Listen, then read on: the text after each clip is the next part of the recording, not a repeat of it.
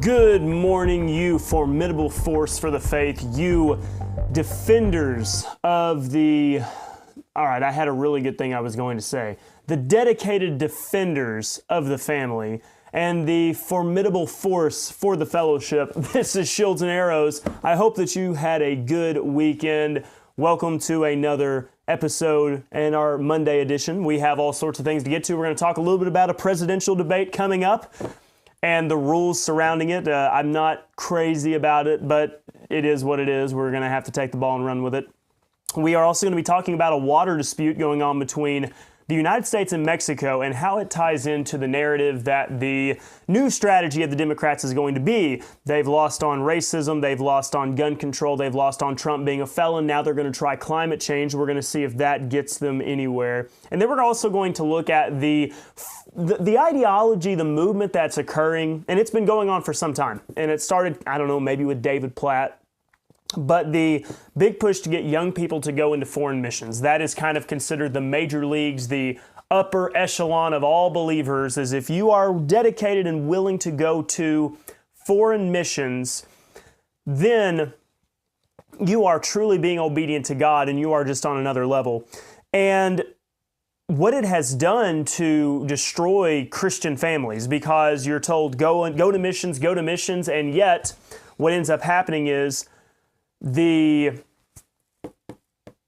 young people that go are kind of giving up those years of their 20s, and all of a sudden they realize they're in the middle of their life and they don't even have a family. We're going to talk about that. Does Paul encourage, support singleness? We're going to get into all of that today.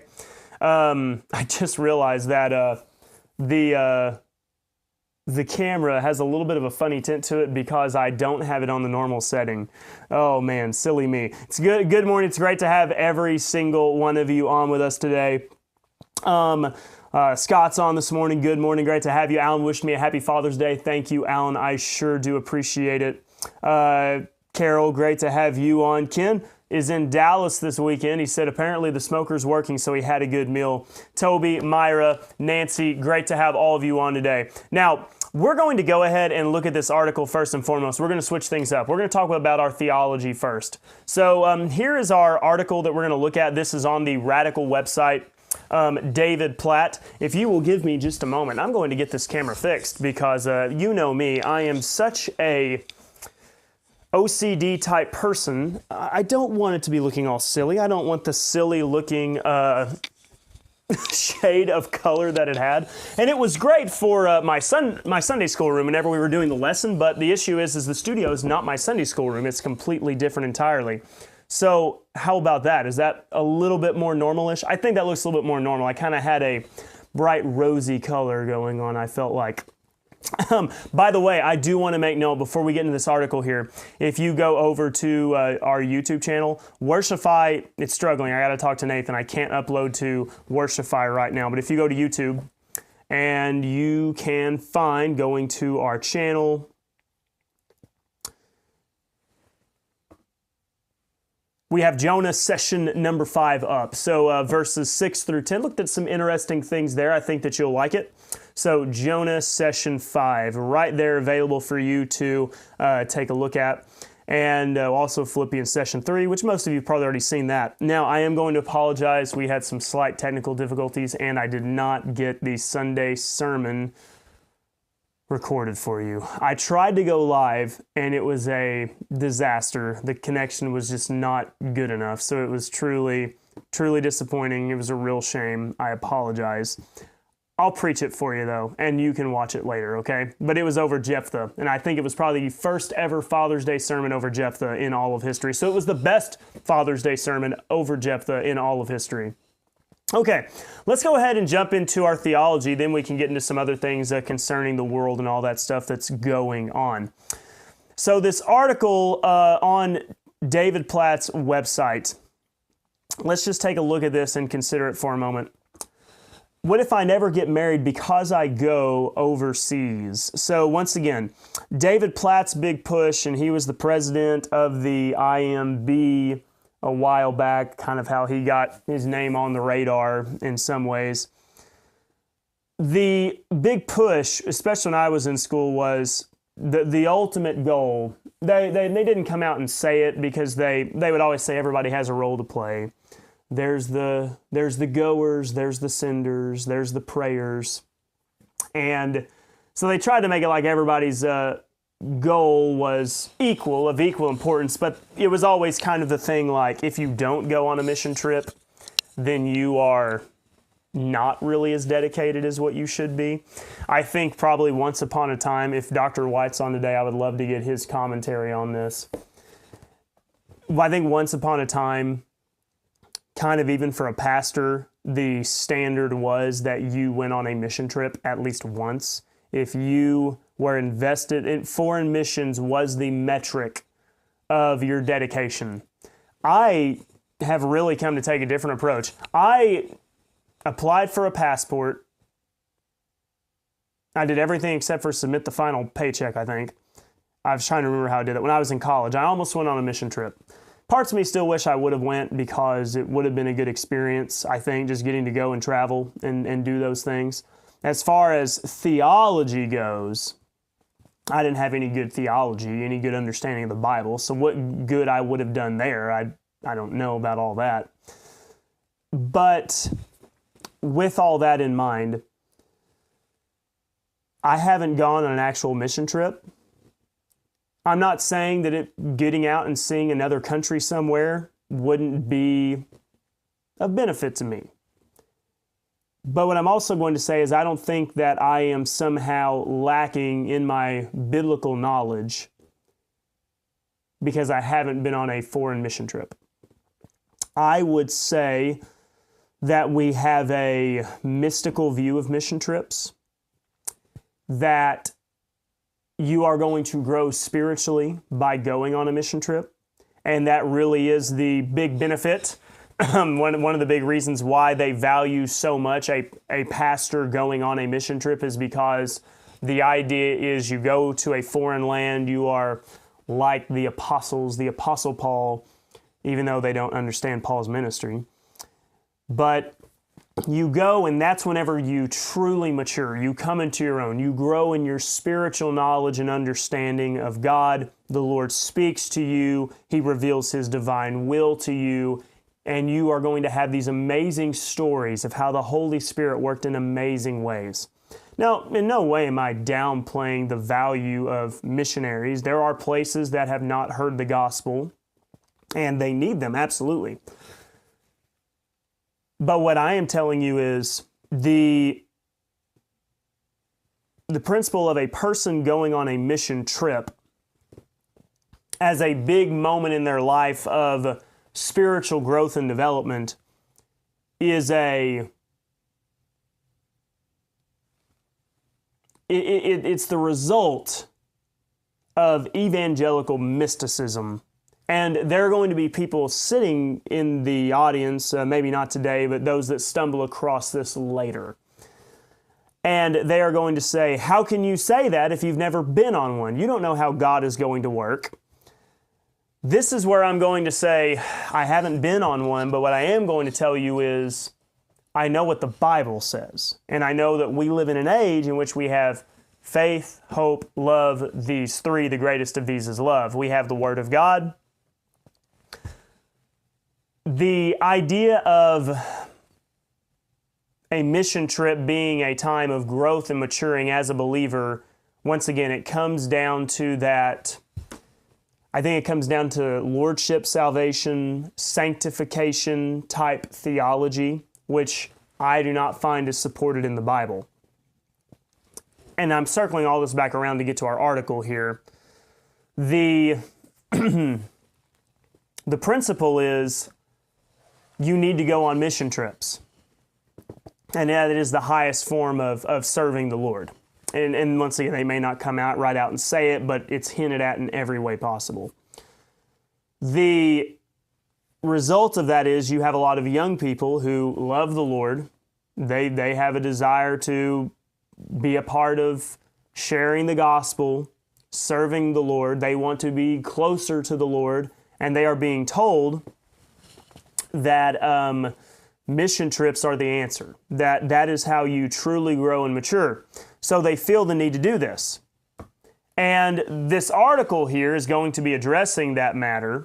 And the heart of the article is, they say you don't have to choose between missions and marriage. In this article, they're going to try to explain, while you're on foreign missions, don't think that you're not going to probably meet somebody. These are not contradicting things. So they're trying to explain that you're not giving up the idea of marriage for the purpose of going on missions, that these things are not these things are not exclusive of each other. So you don't have to choose between missions and marriage. Let us begin by exposing a big lie that many have chosen to believe. Going overseas reduces my chances for marriage. Going to the mission field and getting married are not contradictory, just as getting married is not guaranteed if one stays home. Is an unrealistic fear keeping us from following Jesus to the mission field? Okay, so here's once again some of the evangelical stuff. We're following Jesus here. And if you are not keen in on good theology, that may not even sound like a problem, but some of the little key words that you hear does create the idea, right, that we're focusing on what Jesus taught during his earthly ministry, that Jesus' earthly ministry to the Jewish people is the template for our missions today, when in reality that is just simply not the case. That was a particular age in which Christ was a minister to the circumcision, so we just want to discern between those things. Goes on to say, or are we choosing to believe the lie as an excuse for not going? Genesis 18:14 asks, is anything too hard for the Lord? You got to love it whenever the evangelicals just pull out random verses to build their point. If we consider going overseas for the sake of the gospel, we better begin by knowing and trusting the God we are striving to make known. So now they're going to say, look, you'll meet all sorts of missionaries overseas that you can potentially marry. If you're anxious about finding a spouse, you may end up making poor decisions. I think this is probably true for anybody. You need to be picky to a degree, but also not too picky. There's lots of good people out there that you may be too picky on or picky about.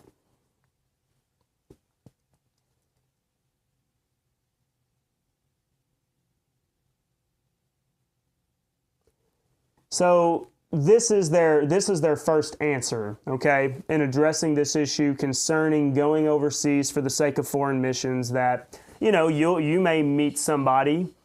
So don't think that just because you go on missions, then you are not going to potentially meet someone. That's their first answer. So once again, the big push by like David Platt and then some of the others. I think this is obviously really big at Falls Creek. They're always going to have their big conference regarding foreign missions, and you always see young people,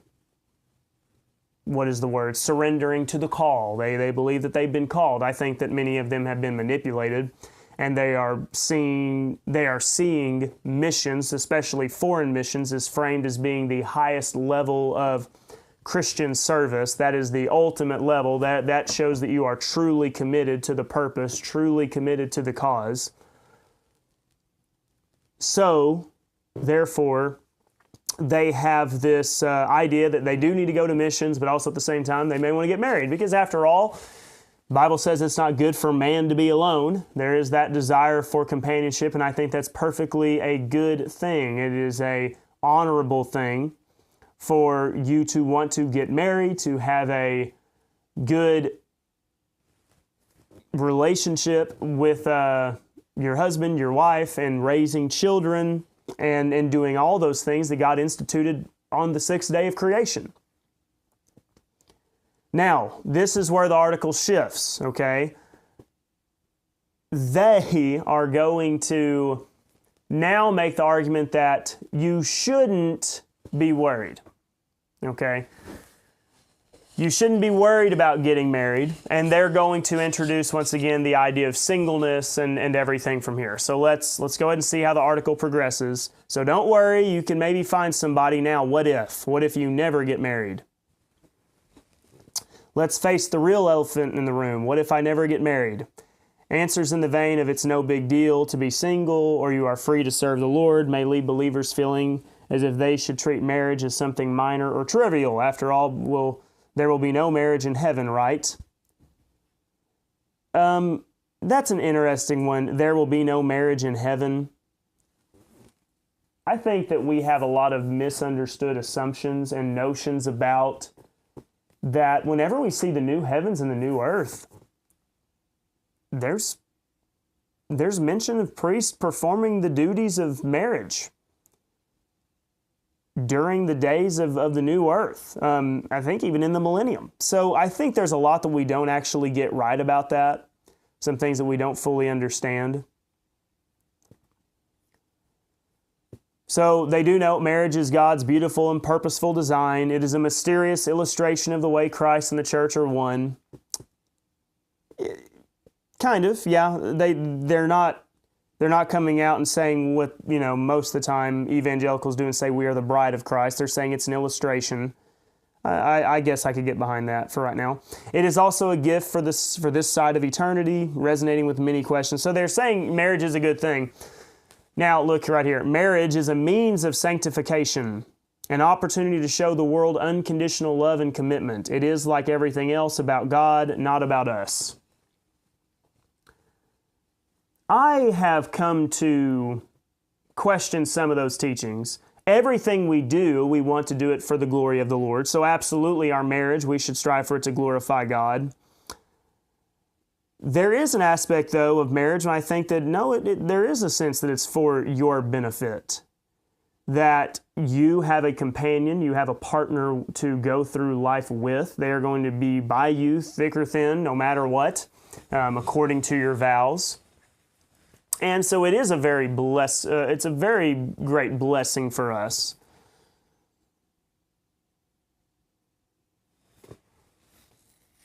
Now, they're about to transition here of what do you do if you ultimately don't get married? How do we reconcile the possibility of not marrying with the desire for it? Is there another way to exhibit the profound mystery of the love of Christ and His church?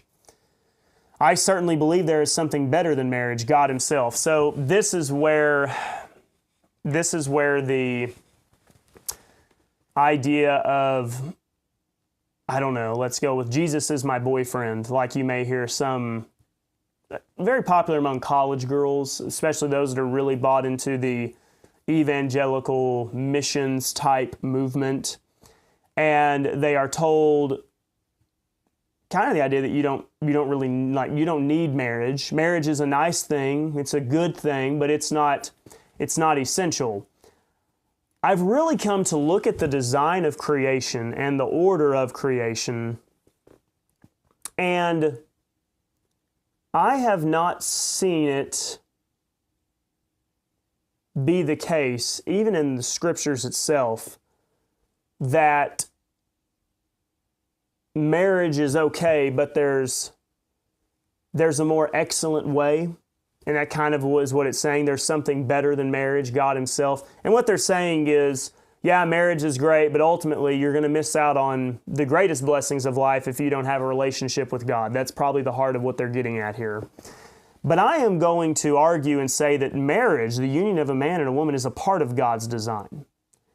To reject marriage in the sense of saying, well, it's not really an essential part of creation, it's not a fundamental part of creation, is just as much to reject really the premise of man having a relationship with God. That's foundational as well. I think that we would see that from the very beginning, God created it so that man had fellowship with Him, that Adam was able to walk with God in the garden.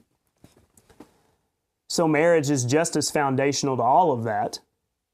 I would say that in modern times we have had a more of a devaluing of marriage and an elevation of missions in service to the Lord. I don't see in the Old Testament the devaluing of marriage. The priests were able to marry. There was no call for them to be single. You have, really, if I'm thinking of anybody that lived a life of singleness, certainly we have Jesus, but also there's Paul. Now, Paul is the reason I think we see this idea. The principle that it's better to be as I to the unmarried. We're going to talk about that in just a minute. Does Paul really teach us that for us today, in the age that we live in, is it better to be single? Is it better not to marry? I think that maybe is the premise that so many of these operate under. Strive to live well. The best way we can use our lives to reveal God's glory to the world is not particularly by getting married, but by living for Him, whatever the circumstances. I mean, I think this is true. If you're a young man and or a young woman, it's not quite time for you to marry yet, then yes, you need to be striving to live for Him. Once again, it's such a vague term. I'm not a big fan of just using vague phrases like that, but approving those things that are excellent, according to Philippians chapter 1, being careful to maintain good works, using our liberty as an opportunity to serve the Lord. It may be easier to rejoice in the Lord when we have what we think we need, but it speaks louder when we trust Him. As Christians, single or married, we must embrace that some of these things we want most on this side of eternity may never happen. Simultaneously, we may hold to God's perfect wisdom. You know, they go on here. Do not sacrifice obedience to Jesus on the altar of marriage. Okay, I'm going to pick on that one. Do not sacrifice obedience to Jesus on the altar of marriage. There's two sides to this statement. There is a side that is true in a sense, but then there's a side to this that is very manipulative. The reality is there a potential scenario whenever you could enter into a marriage that is not a good relationship? Yes. You can marry a bad person. You could marry the wrong person. You could be unequally yoked. There's a number of things that you could do to enter into a marriage where you could, in a sense, be sacrificing obedience to God. If you marry let's say a Muslim, and you are obviously doing something that is not encouraged in Scripture and is not beneficial for you. In that sense, I understand. At the same time, this is not in that sense. It is much more of, whenever they are doing these calls to missions, whether it's a big rally, a youth camp, a service at a church, David Platt giving one of his speeches, even in his books, the idea is you need to search your heart. Is God calling you to missions? Is He calling you to be a missionary? And if He's calling you to be a missionary, are you going to not answer that call because you want to get married and have a family? Because you're a young 20-something-year-old person and you're wanting to start a family? I think the position that is often done, or the approach that's often done, is that one. It is the latter. And it's manipulative. We did a video response the other day of John Piper and David Platt talking about missions, and Piper said, I know there's people here tonight that you are going to be feeling the call to missions, but are you going to answer the call? Are you going to be obedient? That's manipulative. I think it's good to get married when you're young. I have seen the pattern of people getting married whenever they are older. And I'm not saying that's always a bad thing. I'm not saying it always doesn't work out. But the idea of committing to something when you're young and sticking to it, that has been the format for a very, very long time. And I think it's a very, very good thing. The idea of waiting till you're in your 30s, how are you going to be able to have a whole bunch of children? And also, you're going to be the age of a grandfather when your children are in high school. Now, I'm not saying that if you did that, that you made a terrible, horrible mistake. I'm just saying what is better overall. I think that we have far too many parents who are raising children whenever they really should be grandparents' age. And I think it's a good thing for you to follow the format of biology kind of tells us things. Your body starts to change and lets you know whenever you're ready to start having kids. I think it's important to listen to that. Now, I'm not saying that it's good to have children at the absolute earliest age of which you can have children. What I'm saying is maybe God did put things in order in a particular way, and we should keep that in mind. What they're asking so many of these young people to do is to put off having children, put off getting married, and spend years in the mission field. Now, maybe you'll meet somebody, but once again, I think there's a degree of manipulation. I think there's a degree of guilt, even, that you're wanting something more than what they're telling you God wants for you. I take issue with this idea. I take issue with this principle. You just need to surrender to the Lord, that you need to be obedient above all else, be willing to sacrifice.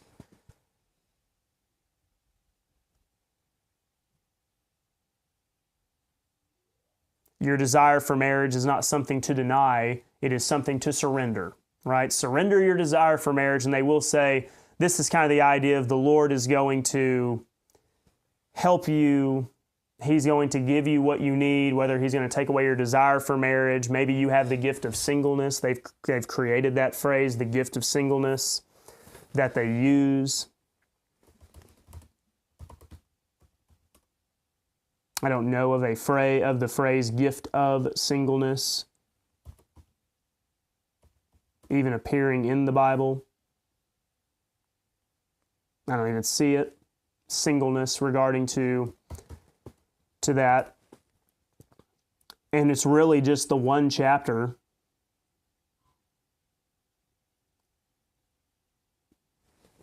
It's really just 1 Corinthians chapter 7 that we even have the passage regarding the unmarried.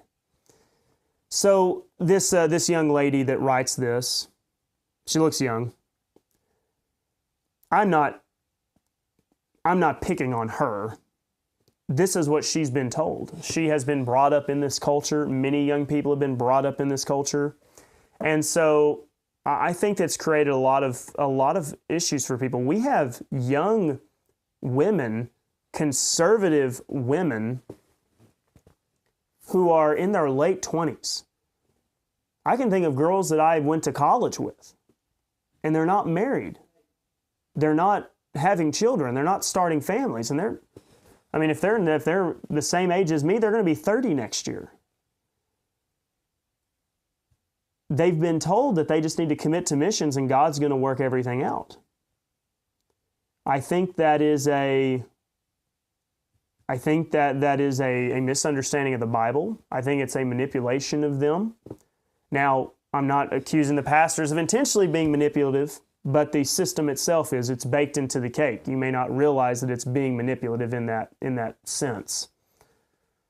So this entire issue of singleness and marriage and prioritizing foreign missions, I think we got to question that. I'm not saying that we need to devalue foreign missions. What I'm saying is I think that in America, stateside, we have devalued marriage, and it has been detrimental. And I think that today, there are so many people who actually don't understand the gospel here. And we have given up the culture here. And we've sacrificed it maybe for the sake of foreign missions in some ways. I don't know the perfect format for missions. I'm not an expert. But I think the older you are, the more mature you are, typically the better you are at things. The issue is young people have a lot of passion, they have a lot of desire.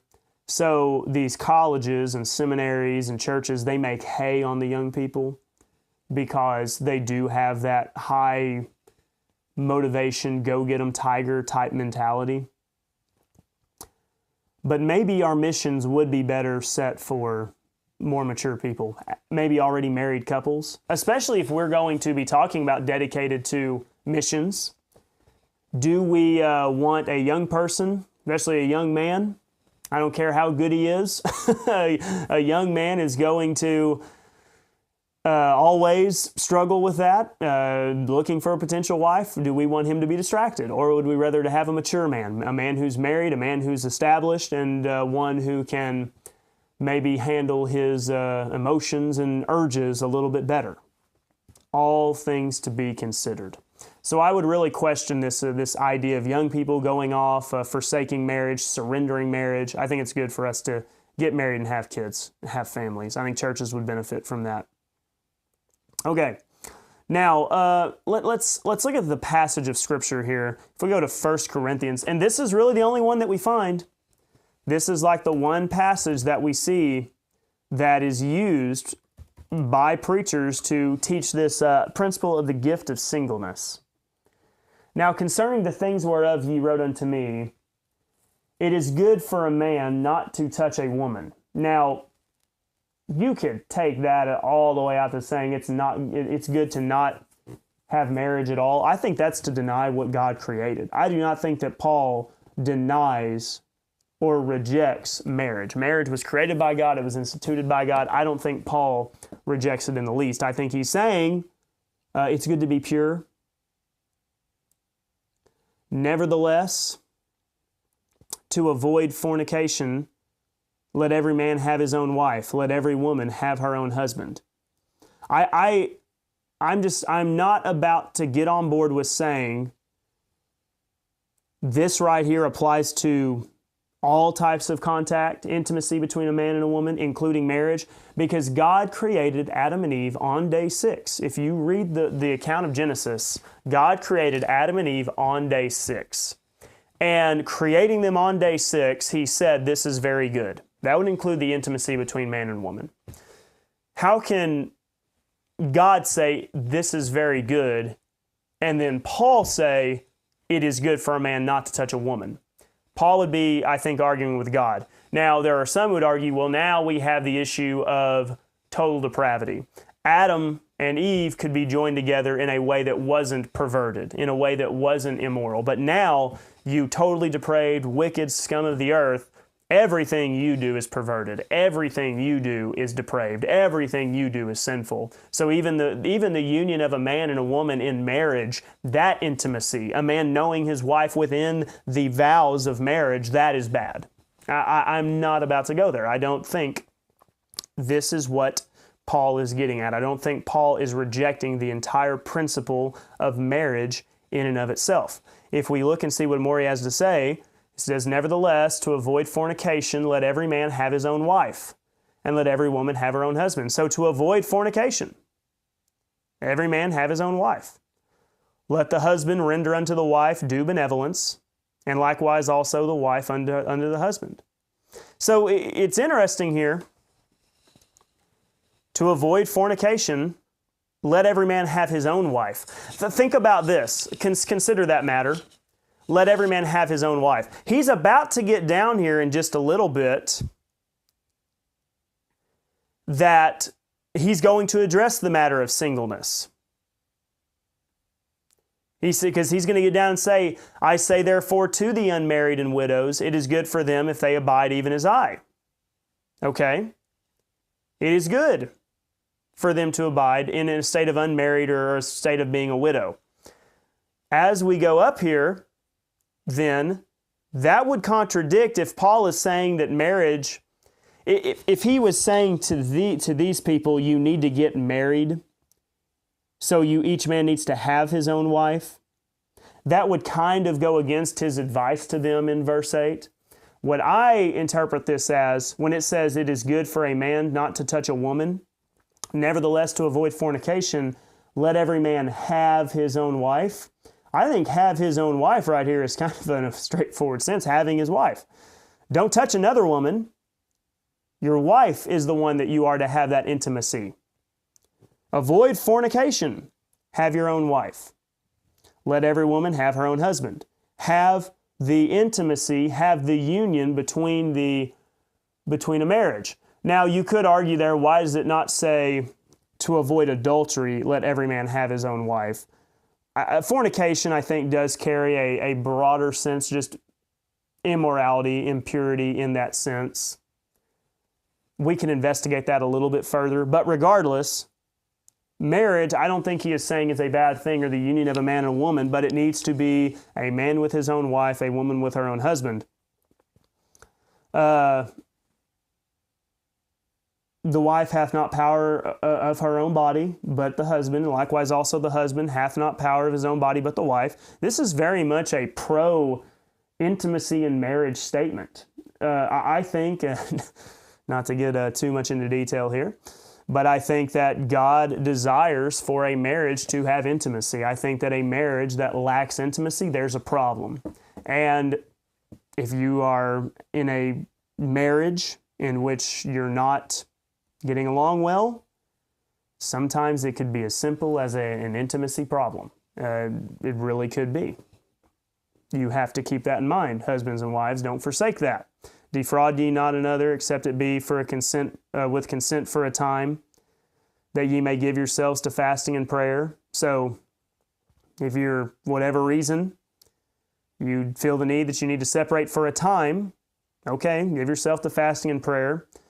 But then you need to come together again, that Satan tempt you not for your incontinency.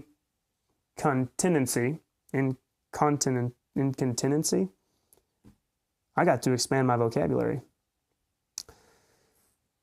Now, I would say Corinthians has a lot of Jewish context to it. There are some matters here concerning like fasting. I don't necessarily think that we are commanded that we have to fast. We have to observe fasting. And Satan tempting you, I would question some of the context here, how much of it we just do direct application, but I think that there is some wisdom fundamental within this. But I speak this by permission and not of commandment. Notice, I speak of this by permission. Paul says, I have permission to say this. I am not commanded by God to say this. So what he's about to say here is not actually God's commandment. It's just Paul's own permission, giving his own thoughts on the matter. For I would that all men were even as myself. But every man hath his proper gift of God, one after this manner and another after that. I say therefore to the unmarried and widows, it is good for them to abide even as I. Now this is a question here. Was Paul just unmarried? We do know he was a Pharisee. And to be a mature Pharisee, you would imagine that he would have had a wife. That just seems to make sense. He would have been of age. There's nothing preventing him from taking a wife. I think often maybe we assume Paul was unmarried, but what if Paul was a widower? What if his wife actually died? Maybe that's possible. So, regardless, Paul is just giving his suggestion here. However, but if they cannot contain, let them marry, for it is better to marry than to burn. Burning in their desires and lust. And unto the married I command, yet not I, but the Lord, let not the wife depart from her husband, addressing the matter of divorce. I would just say that the only passage that we use to really defend the idea of a gift of singleness, and yes, Paul kind of alludes to that when he says, every man hath his proper gift of God. Due to the age of the silence of God and having faith, hope, and love, I really call into question if verse 7 is a verse that you and I need to do a blanket application for us today. I would be careful to go that route.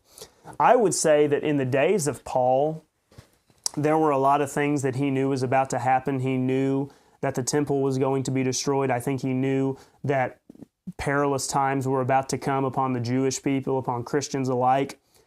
With all of that in mind, would it really be the best of ideas to have a marriage? The matter is, if we knew that,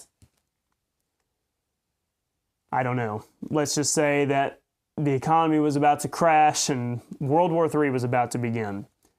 Would it be the best of time for marriage? I don't know. It takes some wisdom to consider those things. Would you really want to try to start such a thing at this time? I think there's so much about what Paul said in this context that is much more of the time of the day, of the particular time in history that he was referring to, for us to build this doctrine. And I think we've taken just one chapter of Scripture and we have built this doctrine of prioritizing singleness and foreign missions over getting married, having children. And I think that we're going to see, if we haven't already, there's going to be women in their 30s, 40s, 50s who are going to really feel like they have been cheated out of a family, out of children, out of a marriage, because they were told, don't worry about it, just put it off, focus, surrender all those desires to the Lord, He'll take care of it, and they're just counting on God to bring in Mr. Prince Charming or for God to take away their desire for marriage. And I think we're going to see a whole lot of people who are struggling because of that. So that's my thoughts there. Spent quite a bit of time discussing that matter, but I do think there's a lot of manipulation, and we got to be careful about trying to take a passage, one chapter out of the Bible, and try to build an entire premise regarding marriage and everything today. Okay, let's go ahead and jump into some news. All right, so the CNN's final rule for the presidential debate has been established, okay? I don't know. I feel like everything in this scenario, because it's CNN hosting it, benefits Biden, because of course it does. It's going to be on June 27th, and here's the rules. They're going to be behind podiums, no props or notes. That's interesting, that there's no notes. Very interesting. Makes me wonder. I don't know. There's an old saying, if you ain't cheating, you ain't trying. What attempts are going to be made to try to work around that? I think Trump will be fine without notes. It's going to be interesting to see how Biden does without notes. If they're smart, they're going to give him his talking points, and he's going to stick to his talking points. They each get a pen, a pad, and a bottle of water. So, I don't know, that'll be interesting if anybody's jotting stuff down as they go. Their mics are going to be muted except when it's their turn to speak. So far, the things I've seen, no notes and also the mics muted, I think those things helped Trump. I think that last time around in 2020 when they met, Trump probably came across as a bully. Biden had his old, be quiet. I think he said something, meaner, but my mom would get on to me if I said it. I think those things kind of helped Trump. The fact that Trump is going to get his turn to speak, Biden is going to get his turn to speak. It will be interesting, if you're watching it, sit there with a timer, a stopwatch, and see how long Trump gets versus how long Biden gets.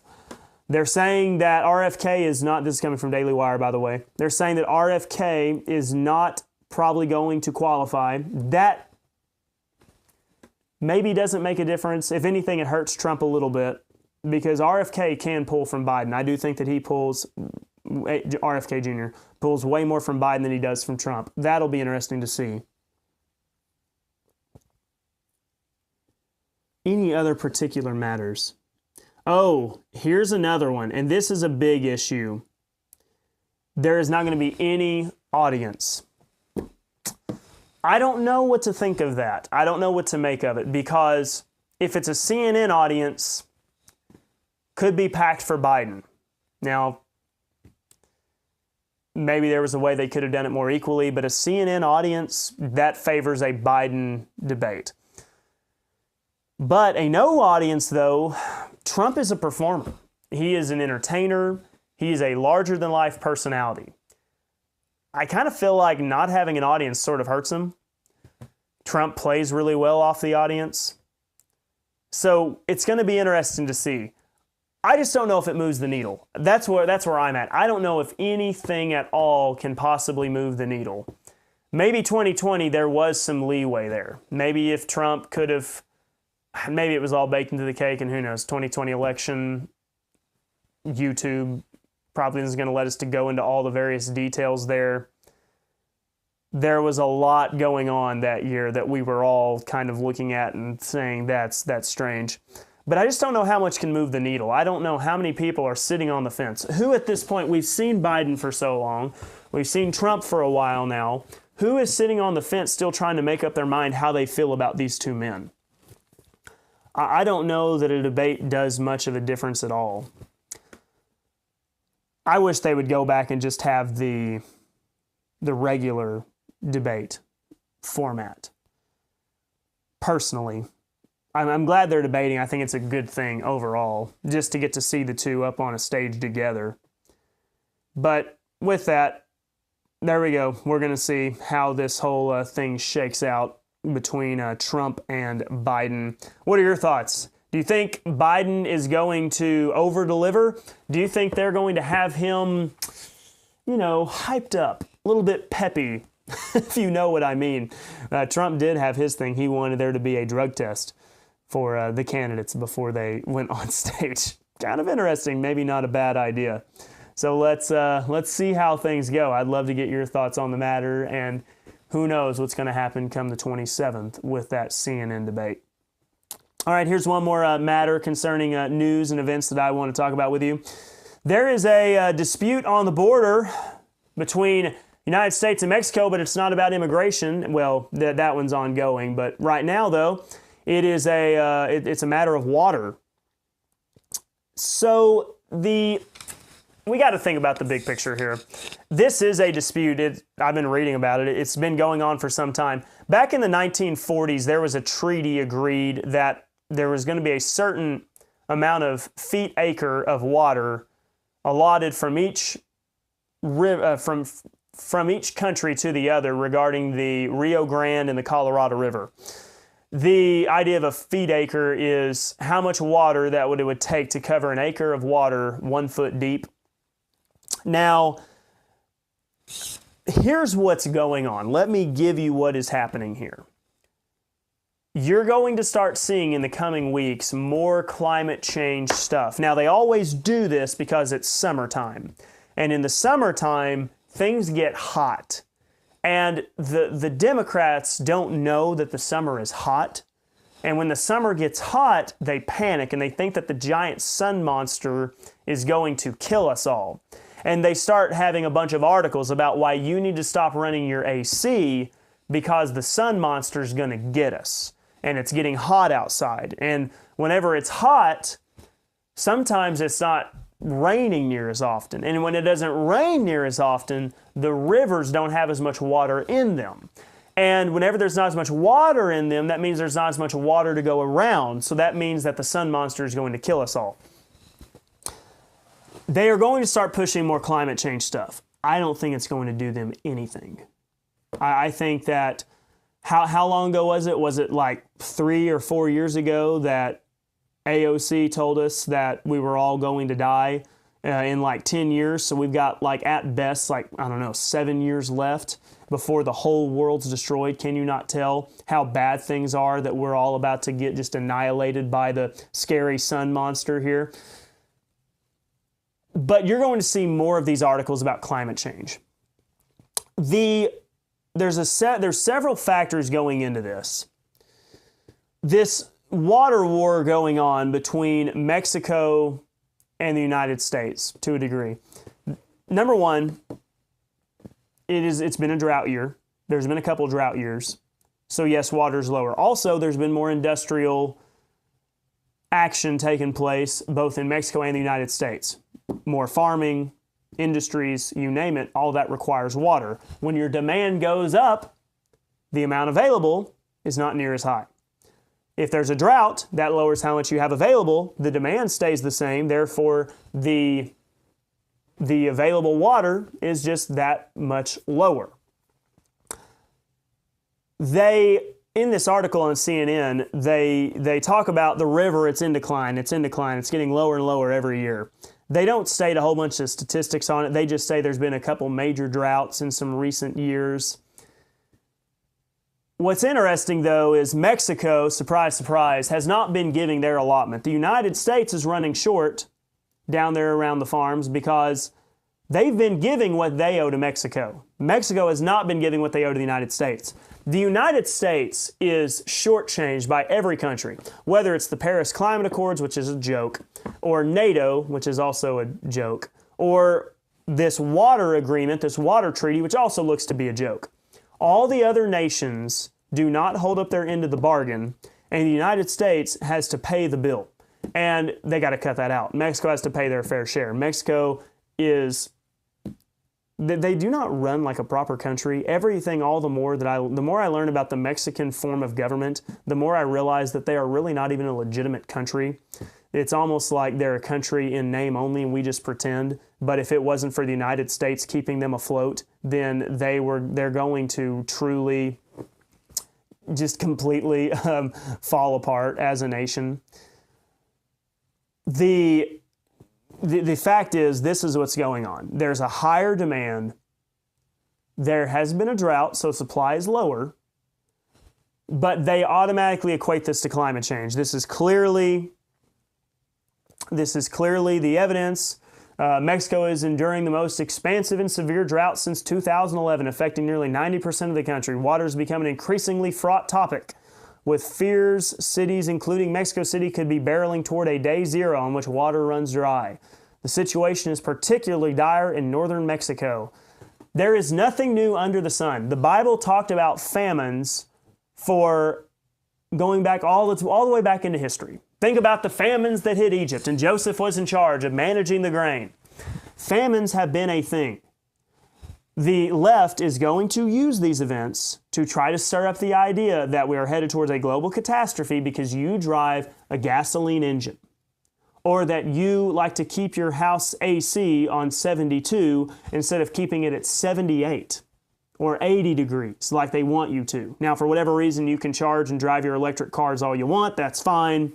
But the AC, that's very, very bad. You gotta suffer a little bit for the sake of paying our dues to the sun pagan god.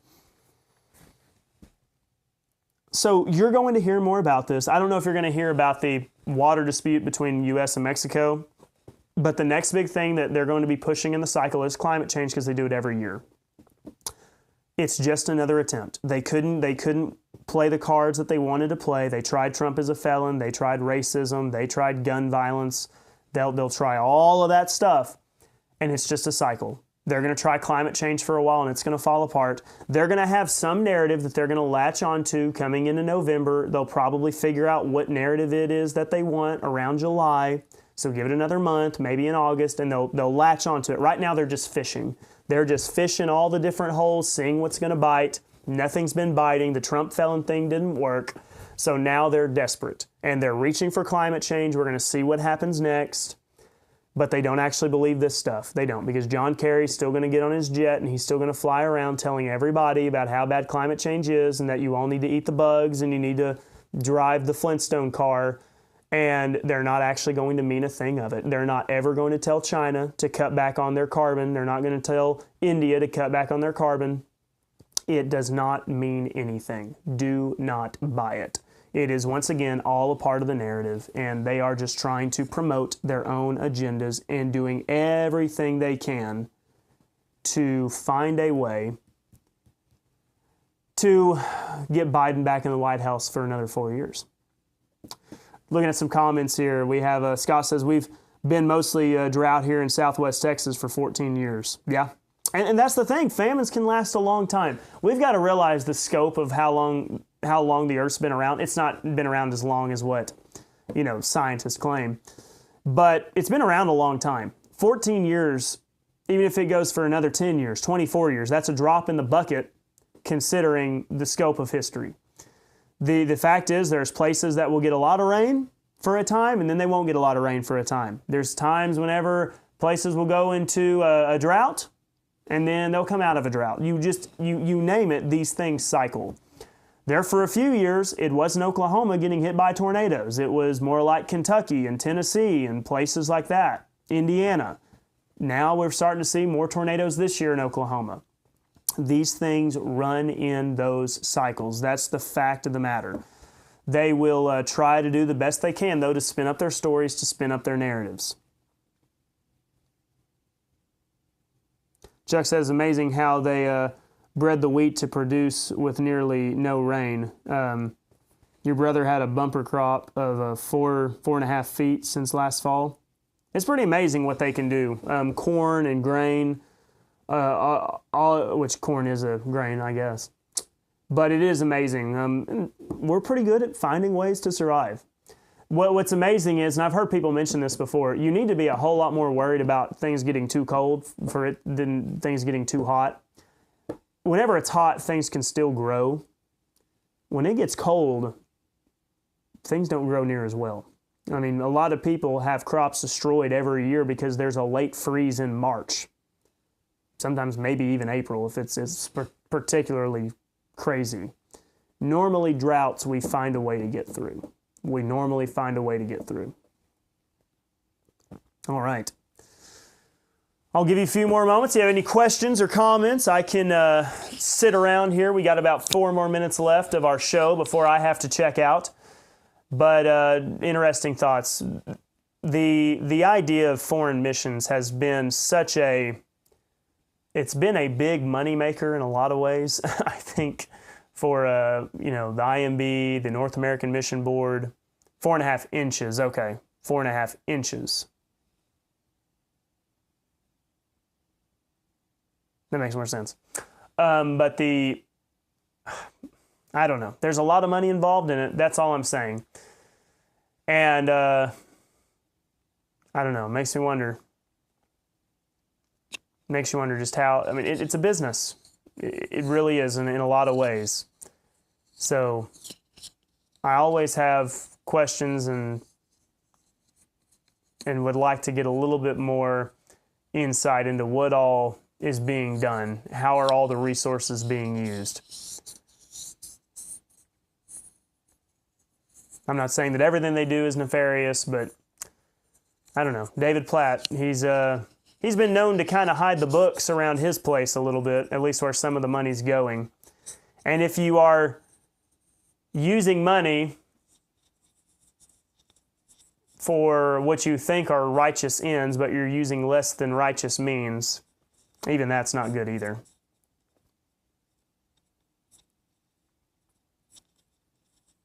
All right, well, I appreciate all of you. Thank you so much. We're going to be back here tomorrow for more theology, politics, society conversations. I always appreciate recommendations and insight from people anytime that you have something to offer to give me. I'll remind you once again that we also go live on Worshify as well. And Worshify is one of those sites that does not censor us, that we can say what we want to say. So we may get ready to do another Worshify special sometime where we can talk about whatever we want. And if you want to do that, be thinking about all the crazy places that we could possibly go on there. That way we don't have to worry about YouTube and their overwatch shutting us down. I'll remind you that Ask the Theologian goes live at 11 o'clock Central Standard Time, 10 o'clock Mountain Time with Dr. Randy White. That's always a great time where you can ask him your biblical, theological, and worldview questions. And he does an excellent job there. So kind of how this works is we shut things down around 10:30 my time. And then over on Worshify or YouTube at 11 o'clock, his show spins up. And so that's how we kind of like to stagger everything. I appreciate all of you taking the time to watch. I hope that you are getting something good out of it. And if nothing else, maybe you're being encouraged that, once again, like I've said before, there is another younger generation that does hold to your values, that wants to ensure that the work that you do is not going to be lost. It's not going to be in vain, that we will stand for truth and what matters, defending the faith, the family, and the fellowship. And with that,